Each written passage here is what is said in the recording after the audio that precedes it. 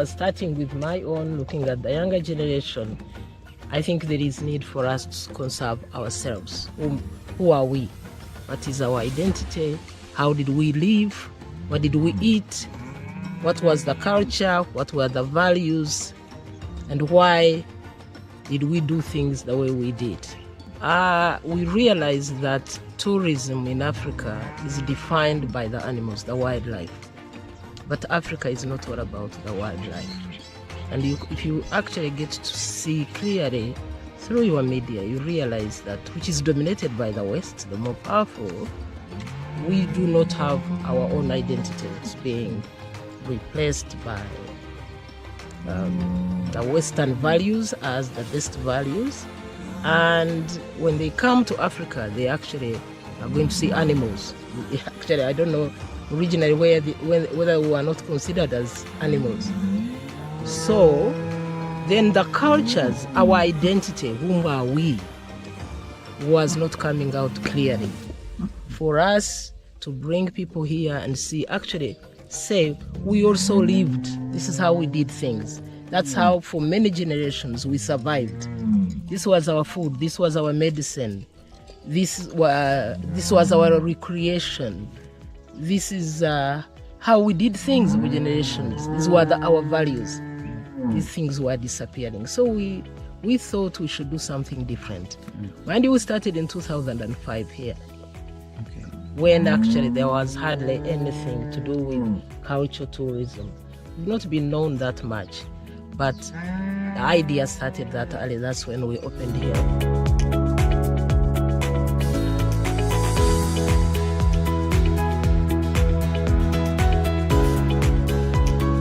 If you want to get involved in this kind of business, make sure that you have very good farming systems at your farm.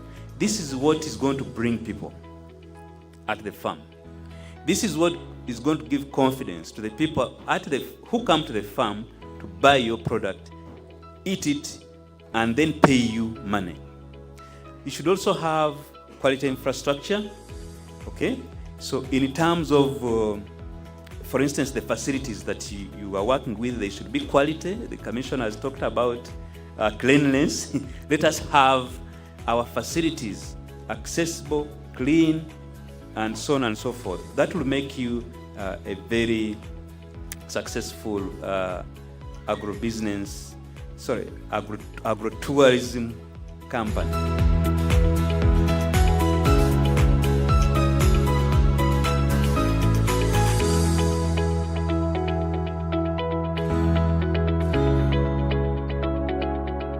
This is why we started. Let's conserve our identity. Who are we? And actually, I tried to link with colleagues from around the country and to say, and some of them visited me when I was still in Parliament of Uganda. And I was saying, let's start something, cultural tourism around our country, so that, you go to Karamoja, you find it, you go to Teso, you find this, you go to the Bamasava in the Elgons, you go to the Batwa down south. There is a variety of cultures, and I think our culture was about maybe the Kasubi tombs.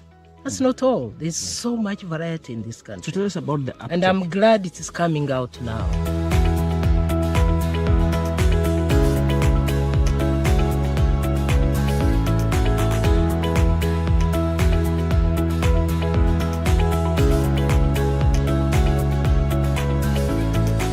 For example, the schools that come here, they will go to visit the commercial cows, the commercial side of agriculture, but not really the cultural tourism from this region.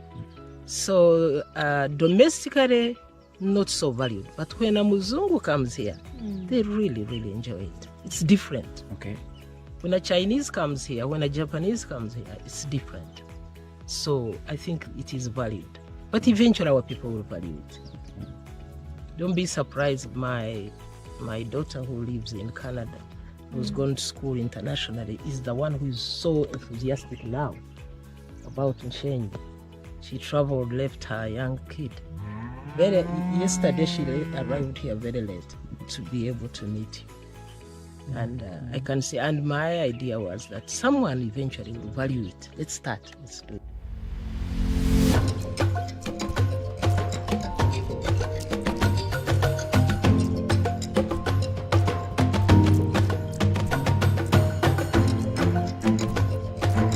Include some professionalism on your farm, most especially on customer care. You know, tourists is coming for experiences, but being roughly treated is not one of the experiences they are looking out for. So don't say, you told us to give them experiences. Because for me, I'm used to handling my people here like this. I've also handled, no. People are looking for very good experiences, and you ought to get that training and execute it very well. It's also critical for you to partner, operate in partnerships. The easiest partnership that we have talked about already is for you to be part of networks, especially networks where you are doing similar things. Associations are one of those things that you have. From a policy point of view, we are very much interested in promoting agro-tourism because it creates jobs. Not only do we come and enjoy ourselves, but it creates the jobs that we are all looking for.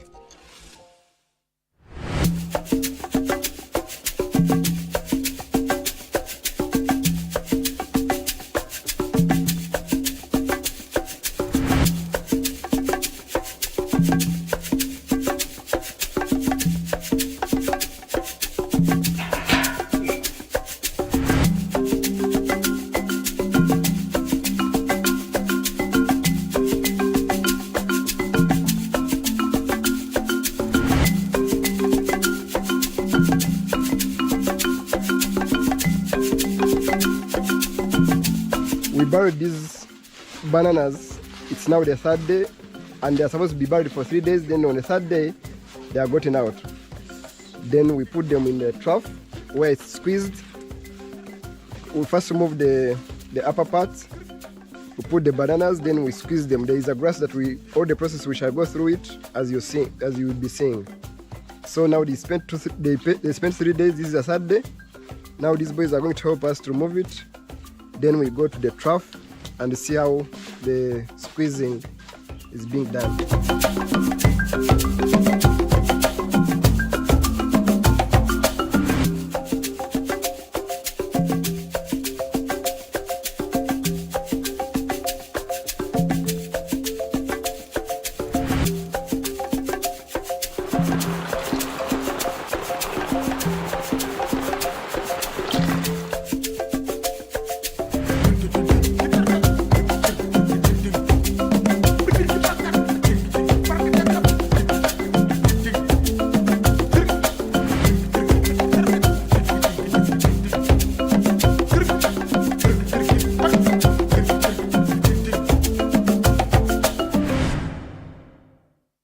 Dairy Farm is a dairy farm that produces milk.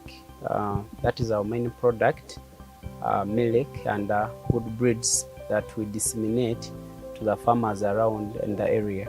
So this farm basically produces milk for human consumption around the area, and we process yogurt, which we call farmhouse yogurt.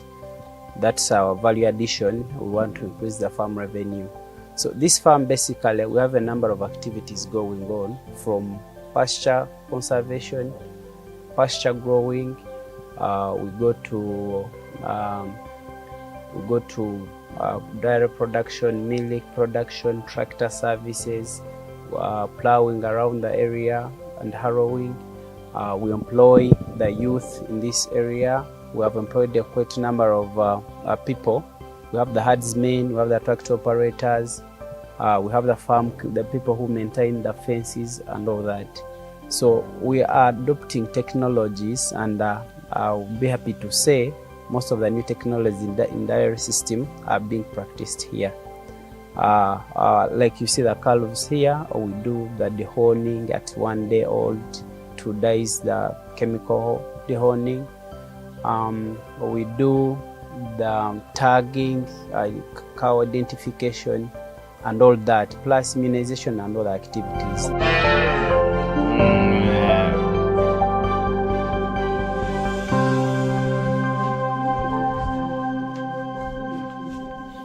Basically, the people we receive here, we have institutions. We can receive around like 500 students per like in a period of 6 months, who come basically to do farm tour and agricultural trips. And we have universities who send students here for internship, and they are being trained, both the ones for crop and animal. And basically, roughly, we can have around 600 people visiting this farm.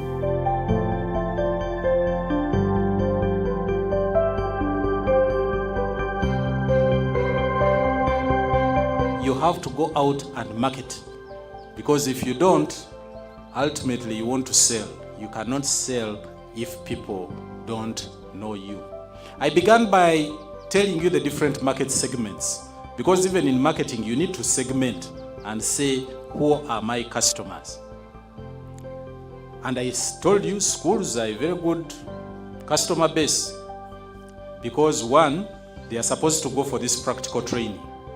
So offer that opportunity for them to come and do this practical training at your farm for a little cost, and they will pay. You get it? The youth who would like to start similar things also, even us the old ones, you say, okay, nange nanditade akantu kanga katono one, but how do I learn? We are target. And someone was suggesting, go to the churches. You can even say at church that, please, this week come, we have a musomo at my farm. I saw Mao doing that, and the wife, and so many people went to learn about that. So the church is also a good way of reaching out to the community and marketing your product. Those who want the Muzungu tourist, we have the tour operators, because they are struggling to get the Muzungu from out there. But now you need to tell them that when you take the Muzungu to Nyero Rocks, when you take them to Kapir, Mukongoro, I'm also somewhere there. Come and visit me. Do we have some people from Kapchoro? Kapchoro? Yeah? But when you go to CP, Chebet and the rest, come, I'm also there. Reach out to the tour operators. And we are now creating that opportunity, now that we are all working together, to link you to these tour operators, so that they know you have an extra package for selling. But of course, when you're talking about tour operators, it's very important that the package you have is good enough, is of good quality. When you're reaching out to a particular market, the Muzungu, should we say Aine Ntondo? Yeah, their standards are a bit high, so you need to make sure that you have the right product for them. They may not appreciate a few lapses here and there. You need to develop the product to that level. But even before you reach out to that Muzungu, the market, the local market, is big enough for all of you. To me, agriculture is the future, because people are eating and they need food. The population keeps increasing over time, and one of the necessities of life is food, is eating. Therefore, as the population increases, there is need for production of more food to match the by increasing the population, not only in Uganda, but for the region. And if Uganda compares itself with the neighbors, I think Uganda is endowed in terms of agricultural potential. The production that you have seen around, not even one piece of fertilizer has been introduced on this soil, but it continues to produce over generations and generations. If you look across, you will see we have about 20 acres of maize there. Not a single grain of fertilizer has been introduced, but we produce enough maize to feed not only the animals, but the people, the staff on the farm. And actually the way forward for us, the farm would like to process maize because we have the land. We got a tractor, actually thanks to the government of Uganda.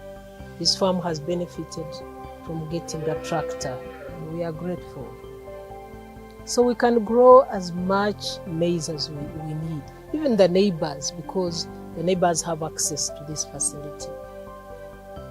Therefore, rather than our young people being unemployed in urban areas, I think there is need to put more emphasis in investing in agriculture, making it more attractive, making it profitable, making it a real business so that the young generations can look at agriculture as a source of proud livelihoods. I did talk about digital access. We talked about the TikTok, YouTube channel. These days there are also WhatsApp channels. There are so many things you can do in the digital space. We used to talk about having a website, although websites these days are also going a bit old. Yes, but it's important to have a website so that you are discoverable. Everybody is on phone. Even if we look around now, it won't take you 5 minutes or 10 minutes before you check your phone. Say, what are people saying? That is where people are seeking their information. So if you are not digital, they are not looking into the newspapers. If you advertise in the newspapers, it's likely they will not read it. But if you promote it on TikTok, promote it on Facebook, promote it online, you're likely to be seen. You're likely to be seen. There was a famous guy here who ran a campaign purely on TikTok. You heard this man of Zara is told. Yeah? He really got very famous. Not because he was known earlier, but because he ran a very successful online campaign. Very successful online campaign. That's how he reached out to everybody. Though he lost, everybody knew Lucy Abraham. Everybody. Maybe those people of Kampala were not enough, but we all knew Lucy Abraham. So digital access, don't forget about that. Agriculture, there's something called agro-tourism, as you know. And that is what we do here. We do agro-tourism. For this side of agriculture, we normally get schools to come and learn. Our manager, actually, this is why I've been pushing it to him, because he has been giving these lessons to agriculture tours. How the farm can be made interesting enough, productive enough in particular. It can't be interesting if it's not producing money. How to do it, how to earn your living on it, how to be proud of it, how to make it a profitable enterprise. And I think it is happening, it will do. You can see how much of the yogurt you have consumed today. And everybody who is drinking this yogurt apparently is finding it good.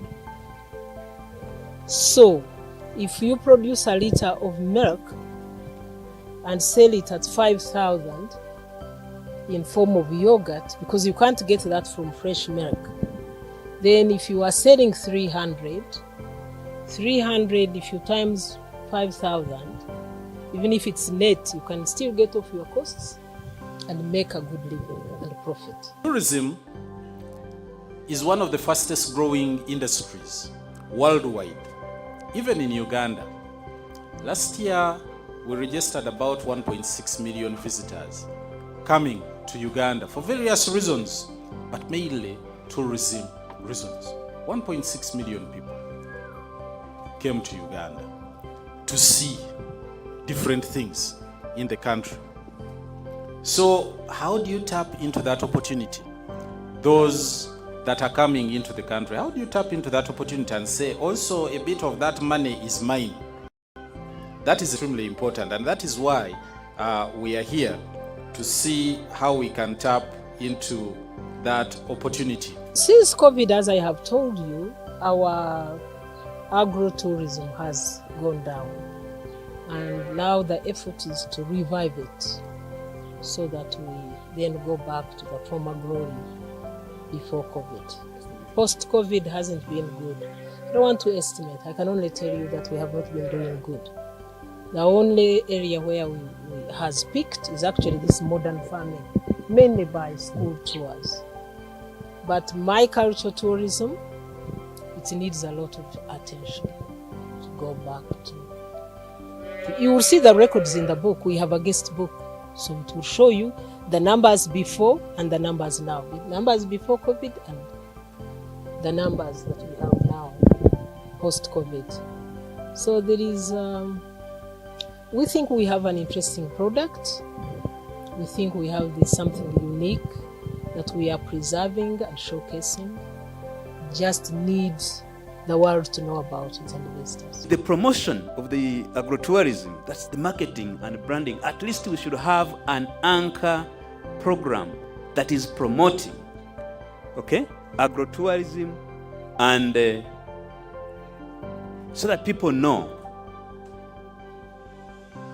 We should have that. Just like you have today Explore Uganda, which is actually branding and marketing our natural attractions. We should have another, something similar to Explore Uganda, but for agro-tourism. Infrastructure, the common roads that take us to the various places where the farms are. This role must be done by government. The legal and regulatory matters, I've already talked about these particular issues, and there are things we are grappling with as investors in the agriculture and the tourism. One of the issues that is hot now is the issue of definition of child labor. All right? You all know that our kind of farms, a number of people provide services and labor there, including people who are technically young people or children. Now, some of the requirements of the people who come to visit the farms is that there should not be child labor, all right? Yet the family feels that this is a contribution and also a training opportunity for the what? For the people in the house. So we need government to take leadership in defining and promoting what we now call child work. This farm employs more than probably 30 people when you put everything together, from the house to the farms, both sides, to maintenance of the field, to crop cultivation, harvesting, processing. It's a lot of people that are earning their living here and sustaining their families. So that is used to Uganda, to the economy, isn't it? Yes. And I can't see which other sector has sustained families, provided more employment than agriculture in this country. And I'm a senior citizen, so I've been around and watching. On patient capital, ladies and gentlemen, investment in agriculture is not something that it will pay you the next day. No. Neither in tourism, you want to get the money the next day, because it involves infrastructure investments. Now, where do we find the money that is patient enough to accommodate all of that long periods between when you invest and when the money starts coming back? So the issue of patient capital is something that we think the public sector should take up. Two messages here from Nshenyi Cultural Village and Kabura, the sister company, which is Kabura Dairy Farm. There is a lot of potential in tourism, particularly agro-tourism. Tourism should not end with wildlife parks.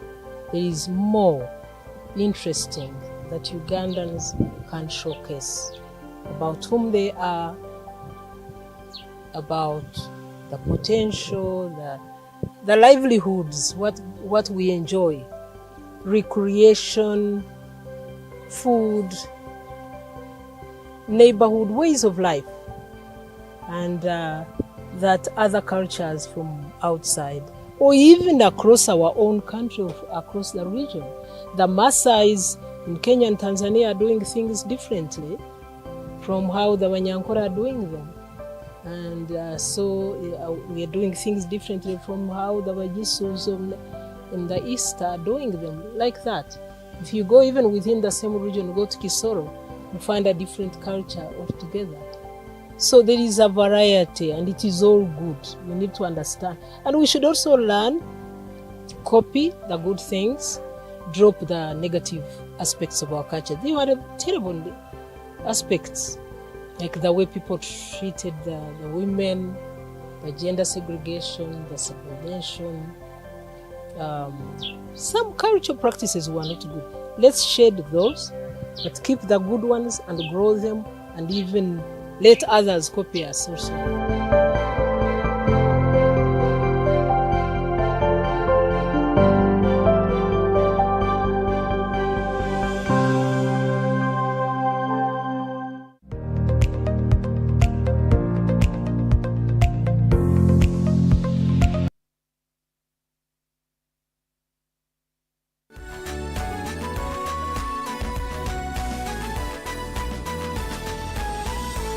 Good Day TV, transforming your life.